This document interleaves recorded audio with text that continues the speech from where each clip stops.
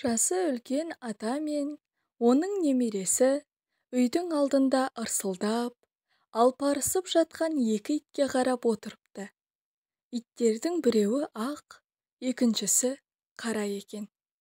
12 жасар немере өзін білгелі осы иттер үнемі атасының үй алдында арпалысып жататын. Атасы көзін алмай қарайтын. Ірі иттер еді бұлар. Немересі: «Ата, иттеріңіз соншалықты үлкен, үйіңізді қорғауға біреуі де жетер еді ғой. Неге екеуін ұстайсыз? Ал түстері ше, неге біреуі ақ, екіншісі қара болуын қаладыңыз?» деп сұрайды. Жасы 70-ке жеткен ата немересіне күлімдеп қарады да: «Ол иттерім», деді, «мен үшін екі таңба балам». Ненің таңбасы? Жақсылық пен жамандықтың.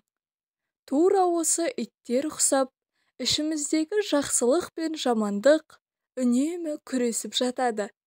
Иттерге қараған сайын соны ойлаймын. Сол үшін оларды қасымда ұстаймын. Кішкентай бала, күрес болса онда жеңген мен, жеңілген де болуы керек. Қалай ойлайсыз, осы күресті қайсысы жеңіп шығады екен? Деп сұрады.